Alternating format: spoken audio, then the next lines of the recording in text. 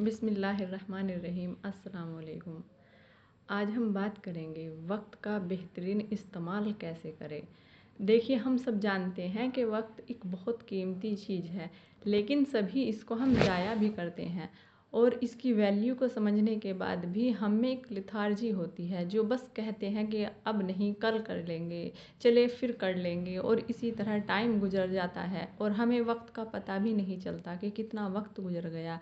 अगर हम स्क्रीन पर बैठ गए तो कब स्क्रॉलिंग में हमारे 2 घंटे लग गए मालूम ही नहीं होता, क्योंकि हमने अपनी स्क्रीन के और अपने काम के बीच में जो टाइम है उसको मैनेज नहीं किया।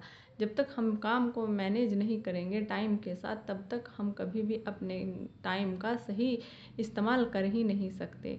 तो देखिए, जब आप सबसे पहले उठे सुबह, तो कोशिश करें कि फ़जर की नमाज़ के लिए ज़रूर उठें, और अगर आपके पास टाइम हो तो कुछ टाइम एक्सरसाइज भी करें।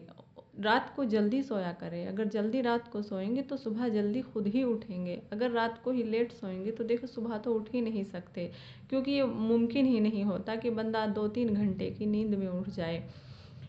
लेकिन फिर भी अगर आप नमाज के तो बिल्कुल छोड़े ही ना, नमाज तो पढ़े, चाहे कुछ भी हो जाए, कितनी भी सुस्ती हो, चाहे दिल ना चाहे, फ़र्ज ही पढ़े, सुन्नत ना पढ़े, लेकिन पढ़े ज़रूर।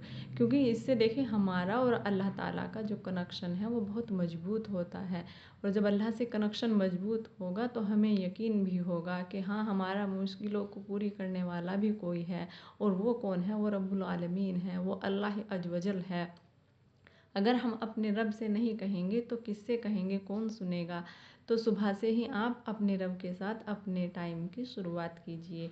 और जब आप खाना बनाएं, नाश्ता बनाएं अपने बच्चों के लिए, तो देखिए उस टाइम भी आप अल्लाह को बिल्कुल भी ना भूलें। अल्लाह को हर टाइम अपने जहन में रखें। अल्लाह का कोई एक भी नाम जिसे आप चाहती हो उसे याद करें, और उसका मतलब भी याद करें, यानी कि मायने समेत। अगर आप चाहती हैं कि आपसे सब मोहब्बत करें तो अल्लाह ताला का नाम या वदूदु, जिसका मतलब ही होता है मोहब्बत करने वाला, उसे आप रिपीट करें, जहन में बार बार रिपीट करें। जितना रिपीट करेंगी उतनी ही उसकी फ्रीक्वेंसी आपके अंदर आएगी, और जिस चीज़ की फ्रीक्वेंसी होगी वही चीज़ आपके आसपास भी होगी। और अपने बच्चों के लिए भी देखें, टाइम निकालें, अपना सुबह का काम करें। बच्चे हमारे स्कूल चले जाते हैं, तब हमारे पास कई घंटे होते हैं। उस टाइम को आप मैनेज कर लें कि 1 घंटा खाने के लिए, 1 घंटा कपड़ों के लिए, और 1 घंटा घर की साफ़ सफाई के लिए। और जो जोहर से असर का टाइम है उस बीच हम कुछ टाइम बच्चों के साथ बिताएंगे, और कुछ टाइम जो होगा वो हम आराम करेंगे। और असर के बाद हो सकता है आपके पास टाइम हो तो चाय पिए, और चाय के बाद आप अपना थोड़ा फ़ोन यूज करें। फ़ोन के लिए 1 या 2 घंटा आप टाइम कर ले। ऐसा ना करें कि बस पूरी रात के 4 घंटे हम उसी को देंगे। देखिए 9:30 बजे तक आपका काम बिल्कुल फिनिश हो जाना चाहिए। अगर आप इस तरीके से अपना टाइम मैनेज करेगी तो इंशाल्लाह उसमें बहुत बरकत होगी। और देखिए, टाइम एक ऐसी चीज़ है, अल्लाह ताला हमसे सवाल करेंगे, और जब हमसे सवाल होगा तो क्या हम इसका जवाब दे पाएंगे कि हमने अपना टाइम किस चीज़ में लगाया और कैसे गुजारा।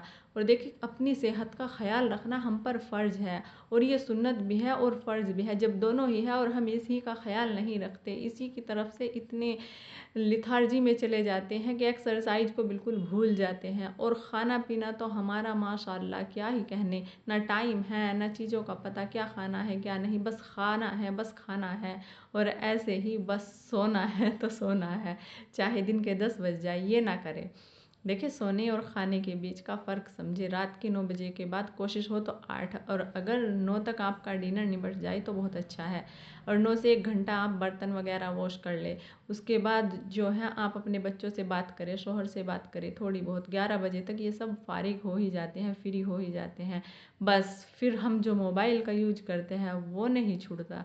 उसी लिए तो हमारे टाइम का हमें पता नहीं होता, क्योंकि आप ही सोचे, जब आप रात 4 या 3 बजे सोएंगी तो सुबह 6 बजे कैसे उठ जाएगी, या 5 बजे कैसे उठ सकती है? उठ ही नहीं सकती। ये पॉसिबल ही नहीं होता, क्योंकि इंसान के लिए अल्लाह ताला ने जो स्लीप साइकिलिंग रखी है, अगर वो सही नहीं होगी तो बंदे की सेहत भी सही नहीं होगी। इसलिए हम 14 एज तक जाते जाते ही बीमार हो जाते हैं। हमारी जो 40 की एज है वो बीमारी की एज शुरू हो जाती है, इसलिए कि हम उसमें अपना ख्याल रख नहीं पाते।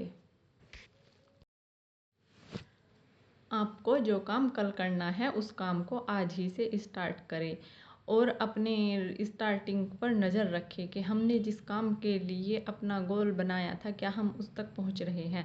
देखिए, गोल बनाएं। लाइफ को अगर बिना पर्पज के रखेंगे तो वो ऐसे ही बस गुजरती चली जाएगी। जैसे बिना बांध के पानी होता है ना, वो इधर उधर बहता रहता है, उसका कोई पर्पज नहीं होता, वो कहीं भी तबाही मचा देता है। यही हमारी लाइफ का काम है कि हमने अपने टाइम को पता नहीं कहाँ लगा दिया। और इस चीज़ में कोई एक नहीं, मैं भी, आप भी, और हमारी तो माशाअल्लाह पूरी कौम ही लग गई। देखो मुसलमानों की क्या हालत है, इसका सबसे बड़ा जो कारण है वो टाइम है। क्योंकि हम लोगों ने अपने टाइम का मिसयूज शुरू कर दिया, और इतना ज़्यादा शुरू कर दिया कि छोटे बच्चे भी और बड़े भी, और यहाँ तक कि हमारे तो बुज़ुर्ग भी इसमें शामिल हो गए। कोई भी ना कलम की ताकत को समझ रहा है, ना इल्म की कुव्वत को जान रहा है। बस सबको एक धुन लगी हुई है कि स्क्रॉल करना है स्क्रीन पर, बस यही। और जो टाइम बचता है उसे हम, लेडीज़ का तो खैर गॉसिप में जाता है कि जब तक जिठानी या नंद की चुगली ना हो तब तक तो खाना ही हमारा हजम नहीं होता। ऐसा ना करें। देखिए, इल्म करें हासिल, और इल्म को अपने बच्चों में भी लेके जाए। उसमें दीन और दुनिया का इल्म अलग ना करे, दीन का भी इल्म दे, दुनिया का भी इल्म दे। हमने यही तो गलती की है कि हमने दीन और दुनिया अपनी अलग कर दी। इसीलिए ना हमें टाइम का पता है और ना ही वक्त की कदर का। अगर हम दोनों की वैल्यू को जान जाते कि दीन भी हमारा है और दुनिया भी हमारी है।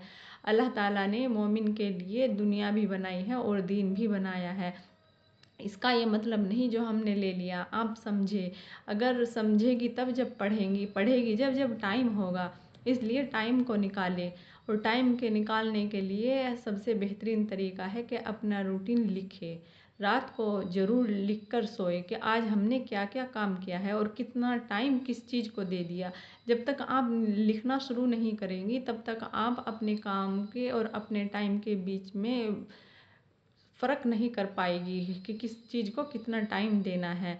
लिखने के बाद हमें समझ आती है कि हमने इस चीज़ में फ़ालतू में इतना टाइम लगा दिया। और मैं भी लिखती हूँ, मैं डेली आधा घंटा ज़रूर लिखती हूँ, ये मेरे रूटीन में शामिल है। अगर लिखेंगे नहीं तो पता भी नहीं होगा। लिखना और उसको पढ़ना एक बहुत बड़ी क़ुव्वत है इंसान के अंदर। अपनी क़ुव्वतों को समझे जो अल्लाह ताला ने हमें दी है, और सभी को दी है, किसी एक को नहीं। वो रब्बुल आलमीन है, वो सबका है। देखिए, दूसरी कौमें क्यों आगे हमसे चली गई, क्योंकि वे अपने वक्त का इस्तेमाल कर रही है और हमने इसको छोड़ दिया। हमने जो इसका इस्तेमाल है वो एक गलत ही सिमत की तरफ ले गए। आप अपने बच्चों को भी अवेयर करें और ख़ुद भी अवेयर हो। देखिए, काम सभी के पास होता है, घरेलू काम इतना ज़्यादा नहीं होता जितना कि हम उसे बर्डन समझते हैं। अगर हम निपटाना चाहें तो हम 4-5 घंटे बिल्कुल अपने लिए टाइम निकाल सकते हैं जिसमें हम कुछ पढ़ सकते हैं। और पढ़ेंगे तो समझेंगे कि इतिहास जब लिखा जाता है तो वो इसीलिए लिखा जाता है कि आने वाली नस्लें उसे पढ़े और समझे कि वो गलतियाँ ना हो जो हमसे हो गई या इन लोगों से हुई, उसे सुधारे। और सुधारने के लिए पढ़ना ज़रूरी है, और पढ़ने के लिए टाइम ज़रूरी है। टाइम निकाले और अल्लाह से दुआएं करे कि अल्लाह मेरे टाइम को इतना जो आपने कीमती बनाया है उसे वैल्यूबल चीज़ों में लगवा दे। और अल्लाह से ये भी दुआ करे कि मेरे बच्चों की भी मुझसे एक अच्छी तरबियत करा दे। और अगर वीडियो पसंद आए तो लाइक करें, सब्सक्राइब करें और अपने दोस्तों में शेयर करें। इंशाल्लाह नेक्स्ट वीडियो में मुलाकात होगी। अल्लाह हाफिज़। अपना ख्याल रखना।